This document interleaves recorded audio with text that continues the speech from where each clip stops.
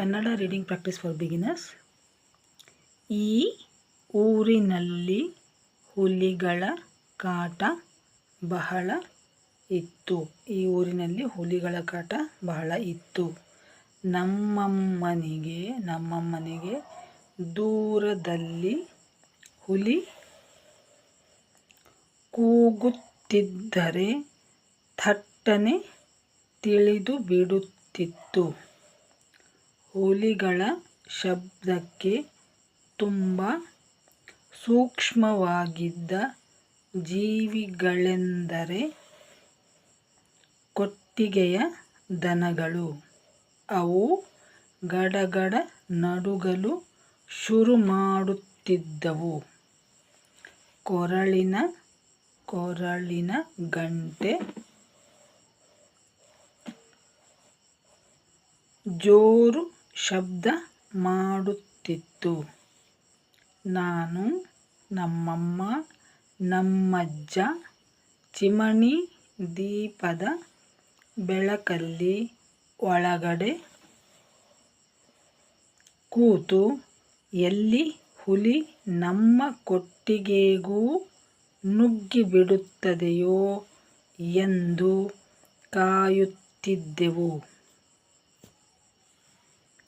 ಮನೆಗೆ ನಿತ್ಯ ಆಳುಗಳು ಬಂದಾಗ ಮಾತು ಶುರುವಾಗುತ್ತಿದ್ದುದು, ಯಾವುದೋ ಹುಲಿ ಯಾವುದೋ ದನವನ್ನು ಕಾಡಲ್ಲಿ ಹಿಡಿಯಿತು, ಅವರ ಮನೆ ದನ ಹೋಯಿತು, ಇವರ ಮನೆ ದನ ಹೋಯಿತು.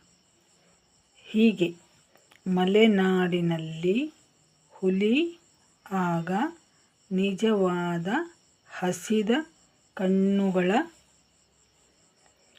ಕೋರೆದಾಡೆಯ ಮುಖವಾಗಿತ್ತು.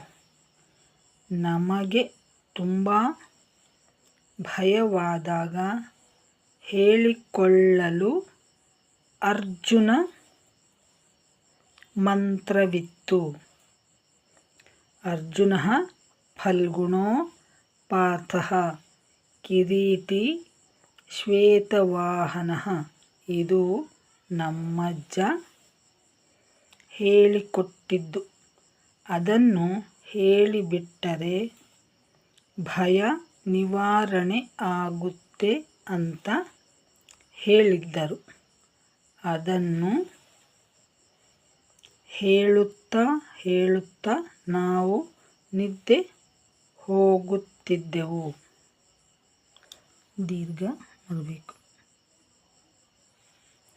ಹೋಗುತ್ತಿದ್ದೆವು. ಅಮ್ಮ ಮಾತ್ರ ನಿದ್ದೆ ಮಾಡುತ್ತಿರಲಿಲ್ಲ. ಬೆಳಿಗ್ಗೆ ಎದ್ದು ಕೊಟ್ಟಿಗೆಯಲ್ಲಿ ಎಲ್ಲ ದನಗಳಿವೆ ಎಂದು ಗೊತ್ತಾದಾಗ ಮನಸ್ಸಿಗೆ ಸಮಾಧಾನ. ಇವತ್ತಿಗೆ ಇಷ್ಟು ಸಾಕು. ಮತ್ತೆ ಮುಂದಿನ ವಿಡಿಯೋದಲ್ಲಿ ಓದೋಣ. ವೀಕ್ಷಕರೇ, ನೀವು ನಮ್ಮ ವಿಡಿಯೋಗಳನ್ನು ಮೊದಲ ಬಾರಿಗೆ ನೋಡ್ತಾ ಇದ್ದರೆ ನಿಮಗೆ ಇನ್ನೂ ಹೆಚ್ಚಿನ ವಿಡಿಯೋಗಳು ಬೇಕು ಅಂತಂದರೆ ಡಿಸ್ಕ್ರಿಪ್ಷನ್ ನೋಡಿ. ಮತ್ತೆ ಮುಂದಿನ ವಿಡಿಯೋದಲ್ಲಿ ಭೇಟಿಯಾಗೋಣ. ಎಲ್ಲರಿಗೂ ಧನ್ಯವಾದಗಳು. ನಮಸ್ಕಾರ.